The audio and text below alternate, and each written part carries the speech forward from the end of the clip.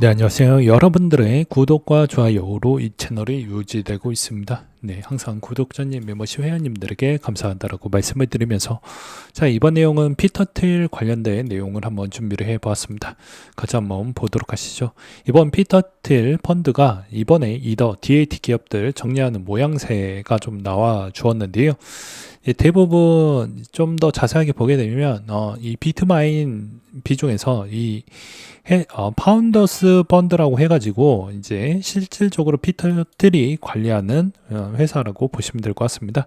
근데 여기에서 이제 50% 비중이 이제 공시가 나와서 실질적으로 이제 9월달 시점, 그러니까 미리 그 전에 이제 좀 정리가 들어갔다라고 보시면 될 것 같습니다. 최근에 이제 이게 공표가 나와 가지고 확인이 되다 보니까 더욱더 이제 사람들이 생각하는 방향이 이제는 좀 이제 들어오는 물량 대비보다 오히려 나오는 물량들이 훨씬 더 많아지는 거 아니냐라는 이제 우려와 걱정 부분이 이루어지고 있는 시장이라고 보실 수가 있을 것 같은데요. 한편으로는 이제 또 이게 또 나쁘지는 않는다라고 이제 주장을 하고 있지만 제가 보기에는 이거는 딱 정확하게 설명을 드리자면 세모라고 생각이 듭니다. 그러니까 무슨 말이냐면 피터 틸이 단기적으로 수익을 최적화시켜가지고 만들어내려고 하는 그런 목적성 대비보다는 나중을 위해서 미래를 위해서 좀 장기적으로 모델링을 좀 만들어가고 구축을 해서 장기 수익률을 엄청 드라마틱하게 가려고 하는 그런 모델링이 있기 때문에 이런 점은 좀 긍정적으로 볼 수는 있지만 현재 시점으로만 만약에 본다라고 하면 이제 이렇게 좀 볼 수가 있다라는 거예요. 그러니까 즉 VC 펀드이다 보니까 아무래도 어느 정도 VC라는 그런 특징적인 역할제라는 게 있잖아요. 그 역할은 어느 정도 수익을 단기적으로 해서 투자 회수 부분을 일정적으로 챙겨야 되기 때문입니다. 그래서 이번에 좀 매도세가 나왔는데 그 매도세에 있었던 펀드는 또 다른 이제 피터 틸이 운영하는 펀드가 이제 다른 여러 가지 회사들이 또 있다 보니까 다른 쪽으로 또 거쳐가지고 또 비슷하게 또 투자를 이루어지기 때문에 어떻게 보면 순환매 투자 방식으로 좀 보면은 나쁘진 않는다라는 주장도 있습니다. 근데 엄밀히 따지면 그거는 너무 희망적인 회로로 좀 돌렸다라고 볼 수가 있을 것 같고요. 그냥 나오는 물량은 나오는 물량이다라고 보는 게 좀 바람직하지 않을까 싶습니다. 그래서 이제 결과론적으로 본다라고 하면 아무래도 이제 피터 틸이 나오는 물량은 그냥 적절한 수준만큼 세모 정도로 보는 게 좀 바람직하다라고 보시면 될 것 같습니다. 근데 여기에서 이제 핵심은 비트마인하고 그 다음에 샤프링크 추이가 이제 올해는 거의 다 마무리가 되었다라고 보시면 될 것 같은데 이제 내년에 이제 어느 정도로 좀 내각을 잘 다루면서 얼마나 이제 성과를 잘 낼 수 있을지 그리고 얼마나 또 분기마다 주기적으로 잘 매입을 할 수 있을 만한 그런 여러 가지 방법과 방식이 있는지 이런 점을 좀 체크를 해볼 필요성이 있습니다. 왜 그럴 것 같냐면 생각을 해보시면 답이 나오는 게 자, 비트마인 형태가 올해 이제 상장이 되었었잖아요. 상장되고 나서 이제 처음 이렇게 하락기 패턴이 좀 길게 나왔던 시점도 이번이 처음이기 때문에 이번 시즌을 어떻게 잘 극복을 하느냐에 따라서 중장기 평가도 좀 달라진다라고 보시면 될 것 같습니다. 그리고 이제 최근에 이제 비트마인 추이 동향을 좀 본다라고 하면 이번에 이제 비트마인의 내부 관계자 분들이 대부분 그 이제 월가 금융권 출신으로 대거 다 교체가 되었기 때문에 더욱더 이제 투자 받기에도 수월해지고 그 다음에 사업에 따른 확장성이나 이해관계 툴, 금융적 이해관계 툴에 조금 더 적극적으로 그리고 규제적인 측면에 따른 이해도도 상당히 좋아질 수가 있기 때문에 장기적으로 좀 더 괜찮아질 수 있을 만한 방향성을 일단 잘 만들어가고 있다 이렇게 보시면 되지 않을까라고 생각이 듭니다. 그리고 이제 또 본다라고 하면 아무래도 이번에 이제 이더리움의 리저브 보게 되면 약간 이제 상승 추이가 좀 꺾였다라는 부분이 오히려 이게 더 악영향을 저는 좀 끼쳤다라고 보는 입장이에요.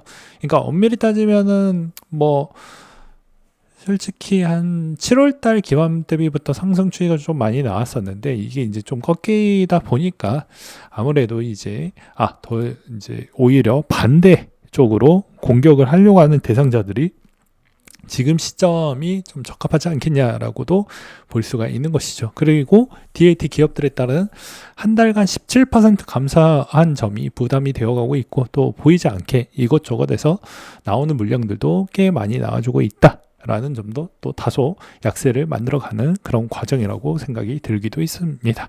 그리고 또한 또 다른 인물 중에 하나, 가장 이제 또 아서헤이즈가 이런 이야기가 나왔죠. 이번에 이제 아서헤이즈가 가지고 있는 이더리움, 에테나, 이더파이 부분에 어느 정도 포지션을 매도를 했다라는 내용이 또 나와 줌으로써 전체적인 시장에 따른 분위기 추이가 점점점 꺾여 나가고 있다라는 것입니다. 이런 점은 엄밀히 따지면 이더리움의 생태계가 한동안 다시 유탄하는 과정에 힘이 약해지는 부분이고, 그 다음에 비슷한 카피라이터 부분에 따른 매매 패턴을 하려고 하는 대상자들에 따른 풀도 당연히 어느 정도 많이 줄어들 수가 있기 때문에 이런 점은 다소 아쉬울 수가 있다라고 볼 수가 있게 되는 것이겠죠. 그래서 실질적으로 이제 매매 패턴 추이에 있는 그런 분위기 요소는 제가 보더라도 이 순간에서는 웬만하면은 지금에서 일시적 반등이 좀 더 나온다라고 하더라도 그게 뭐 유의미한 형태까지 보기에는 다소 좀 시간이 지루하게 좀 흘러갈 것 같습니다. 이 지루함도 어떻게 가느냐에 따라서 좀 달라진다라고 볼 수가 있을 것 같은데요. 무슨 말이냐면 지금 이제 뭐 반등하는 거 아니냐라고 해서 사람이 되게 조급해지면 어떠한 경우가 발생을 할 수가 있는지에 따른 이야기를 짤막하게 설명을 드리도록 하겠습니다. 분위기가 나온다 하지만 시간이 지날수록 나온다고 해서 보지만 한 번 더 함정이라는 카드가 존재를 할 수가 있습니다. 마찬가지로 이번에 상승이 최저점 구간에서 최대 상승폭이 많게 최대 700%대까지 거의 가까울 정도로 올라왔기 때문에 당연한 조정 부분도 이번에 좀 더 세게 나온다, 이렇게 보는 게 맞겠죠. 그리고 저번에 이야기했듯이 레버리지 비율이 생각보다 많은 참여율이 회복이 안 되고 있는 실정입니다. 거기에 DAT 애들도 자금 추이가 생각보다 많은 감소세와 오히려 되팔고 있는 중간기 고래 애들까지 가중을 한다고 하면 이거 분위기가 빨리 회복하기에 상당량 시간이 오래 걸린다는 것도 여러분들은 아셔야 될 것 같습니다. 그리고 또한 이번에 이제 MSTR에 따른 추이를 좀 본다라고 하더라도 어떻게 좀 봐야 될까요? MSTR에 따른 NAV 부분도 이제 멀티플의 1에 가까워졌기 때문에 오히려 공매도 업체가 마음 먹고 지금 퍼드를 계속 양산을 해 나가고 있는 모습도 오히려 한동안 긍정적인 요소보다 부정적인 요소가 훨씬 더 많다라고 볼 수가 있을 것 같습니다. 과거에 이제 차트 기반으로 본다라고 하더라도 어땠을까요? 물론 이제 뭐 두 번 적극적으로 매입했던 시점 추이로 보게 되면 지난 21년도와 지금 시점하고 이제 두 번의 패턴밖에 확인이 불가능할 것 같은데요. 그래도 유사 형태를 보았을 때는 21년도 추이를 한번 땡겨가지고 분석을 해보도록 하겠습니다. 그러면 이제 대부분 아주 나빴을 때에 따른 추이는 다시 주가가 원점으로 돌아온다 라는 걸 볼 수가 있습니다. 그럼 이때와 거의 비슷하다라고 하면 마찬가지로 이때도 대규모로 매입을 했었는데 지금 많이 떨어지는 추이는 엄청 빨리 떨어진다라는 걸 볼 수가 있습니다. 마찬가지로 만약에 여기서 더 많이 떨어진다라고 가정을 하면 이제 최악은 아무래도 이제 125달러나 127달러대까지 한 번을 더 찍겠지만 평균 가격 추이로 돌아간다라고 해도 뭐 150달러나 160달러 정도 부분이에서 멈추지 않을까라고 생각을 해볼 수가 있습니다. 그러면 이렇게 민둥산처럼 여기 21년도와 유사하게 떨어진다고 하면 거의 민둥산처럼 이렇게 만들어지고 마무리가 될 확률이 매우 높겠죠. 그러면 여전히 지금 키포인트를 볼 수 있는 건 MSTR에 따른 멈춤이 어디에서 멈출 것이냐가 관건이 될 것 같고, 그리고 전체적인 나스닥 지수에 따른 상관관계표도 상당히 긍정적으로, 상당히 유사하게 흘러가고 있다는 것입니다. 제가 이것도 누누이 설명을 드리기도 했습니다. 나스닥이 올라갈 때는 같이 안 올라가고 오히려 내려갈 때는 같은 하락을 좀 맛보게 되는데요. 여기에서 이제 지금 여러분들이 확인해야 되는 포인트는 DAT 애들이 공매도 업계 추이에 지금 노출이 되어 가고 있다라는 것과 그 다음에 그 노출 부분을 잘 방어를 못하고 있고 그걸로 인해서 오히려 역효과가 더 많이 나와주고 있다라는 것까지도 고려를 하면서 투자에 임하셔야 된다라는 것입니다. 그리고 하물며 이번 시즌이 어느 정도 마무리가 되고 다시 어느 정도 상승 시기가 온다라고 하더라도 레버리지 비율이 적정 수준만큼 과거 대비만큼 채워지지 않는다라고 했었을 때는 제가 보기에는 26년도도 그렇게 호락호락하게 좋은 미소를 가지면서 보기에는 좀 어렵지 않을까라고 생각이 듭니다. 그리고 또한 26년도 추이에서도 이제 가장 중요한 부분이 여전히 세금 부분을 이제 언급을 해야 되는 시즌으로 넘어가는 시점이라고 보시면 될 것 같습니다. 그래서 이제 웬만하면은 좋은 시즌에서 세금을 내면 기분 좋게 낼 수는 있겠지만 이제 안 좋아지는 시점이면 최고점 구간이 두 가지 패턴으로 나뉘어서 볼 수가 있다는 것입니다. 무슨 말이냐면 내가 산 시점이 해서 가격이 마이너스 되는 부분, 그러니까 내가 지금 현재 그 지갑에 있는 가격 추이로 볼 것인지 아니면 시장 거래소 추이에서의 최고점 기준으로 설정을 할 것인지, 그러니까 12월 31일 기준점으로 결정이 된다라고 보시면 됩니다. 둘 중에 하나 가장 높은 거를 설정을 해서 마무리가 되기 때문에 아무래도 이제 시장이 생각보다는 더 높은 위치에서 마무리가 되는 게 좋지만 가장 낮은 위치에서 마무리가 되었을 때도 여전히 경우의 수를 또 많이 보아야 되기 때문에 26년도 부분에 따른 추이에서도 대규모 매도 부분이 한 번은 더 나올 가능성은 존재를 한다.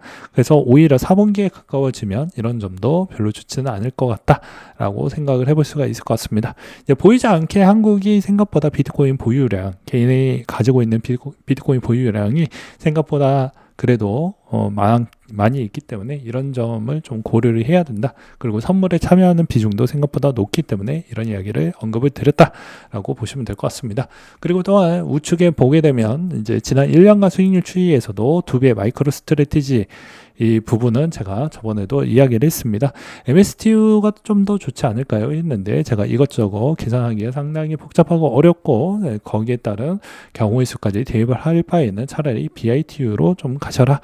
레버리지 ETF를 가더라도 비트코인 레버리지 현물 ETF 쪽으로 가라. BITX는 선물 추정하기 때문에 비용이 생각보다 더 많이 나간다 라고도 설명을 드리기도 했습니다. 물론 하락률 추이는 지금은 깊이는 거의 비슷하다라고 볼 수가 있지만 한편으로는 비용적 전체 비용하고 전체 장기적인 추이에 따른 우상향 부분에 따른 추이를 계속 믿고서 투자를 하신다고 하면 좀 더 생각하기 편하고 그리고 방향성 잡기에도 편하고 수익률 내기에도 편한 부분은 상품은 정해져 있다고 생각이 듭니다.